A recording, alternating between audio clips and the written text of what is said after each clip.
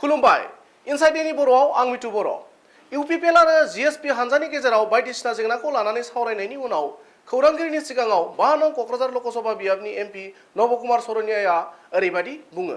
আমাৰ জিএসপি আৰু ইউপিপিএলৰ বা চৰকাৰৰ লগত আলোচনা হৈছিলে হ'লেও আজি অলপ বহল ভিত্তিত আমাৰ জিএসপি কৰ্মকৰ্তা আৰু প্লাছ অপৰক্ষা সমিতি বিষয়াসকল আছিলে ইতিমধ্যে তাত অপৰক্ষা সমিতি মেমৰেণ্ডাম দিছে বা জিএসপি জেনেৰেল ছেক্ৰেটাৰী কথাখিনি কৈছে যে ডিচি বা এনেকুৱা ধৰণৰ কিছু ইছ্যু আছিলে যিখিনি আচলতে সমাধান নোহোৱা বিষয় নহয়।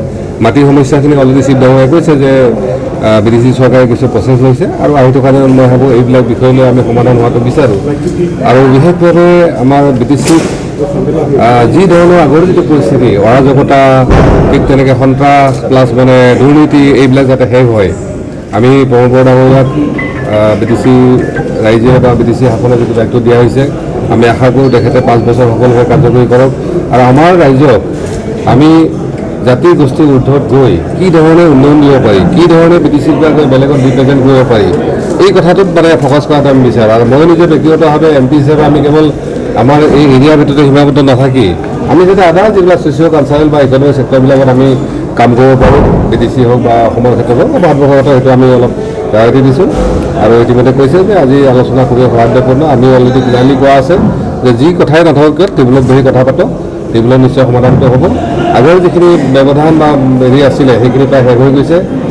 এইলৈ আমি ইউপিপিএলৰ চৰকাৰ বা বিজেপিৰ লগত আমি চামিল হোৱালৈ বা চৰকাৰ বনালৈ আমাক বহুত সমালোচনা কৰিছিল। গতিকে তথাপিতো আমি সেইবিলাক কেয়াৰ কৰা নকৰোঁ। আমি সন্মুখৰফালে চোৱা মানুহ যে আহি থকা দিনত বিদেশী ৰাইজৰ ভাল হওক ইয়াত মানে সন্ত্ৰাসৰ হেৰি হওক এইটো আমি বিচাৰোঁ। আৰু বিশেষভাৱে যিবিলাক বিদেশী সংগঠিত হৈ আছিলে যোৱা পৰহিও এনেকুৱা ঘটনা এটা হৈছে গতিকে এনেকুৱা ঘটনা নঘটক আমি বিচাৰোঁ যে বিটিচিৰ বা অসমৰ কোনো এজন যুৱকে বিনা কাৰণত যাতে তেজ দিবলগীয়া নহয় তাৰ কাৰণে আমি তেওঁলোকক যাতে ভাল কনচাল্টিং লাইনত আমি তেওঁলোকক নিব পাৰে সেইটোহে আমাৰ কিন্তু আশা। চাওক মই ভাবোঁ এইটোত যদি তেনেকুৱা কথা আহিছে আমাৰ চিফ ডাঙৰীয়া আছে নিশ্চয় তদন্তৰ লেভেললৈকে যাব। আৰু আমাৰ ৰাইজৰ এটা সুবিধা আছে যে আজিকালি মানৱ অধিকাৰ সংগঠন আছে আমি কেছ কটেল দিব পাৰোঁ। মই এইটো নকওঁ যে এইটো তদন্ত ভিত্তিক তদন্ত হওক যিটো তদন্ত হ'লে ভাল হয়। মই যিহেতু ইয়াৰ আমাৰ যথেষ্ট আমি পলিটিকেল বাদ দিওঁ ছ'চিয়েল অৰ্গেনাইজেশ্যনবিলাক আছে তেওঁলোকে চৰকাৰ দাবী দিয়ক আৰু মোৰো দাবী যে যদি সঁচাকৈ তেনেকুৱা কিবা হৈছে এই তদন্ত এটা হওক তদন্ত আওতাত হওক।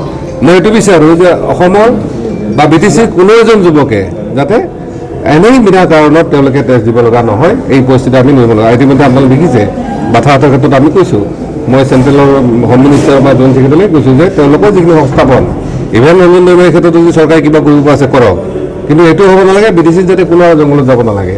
বিদেশী যাতে ল'ৰাবিলাকৰ উন্নয়ন হয় বা তেওঁলোকে সংস্থাপন হয় প্ৰতিটো জাতি জনগোষ্ঠীৰে হওক।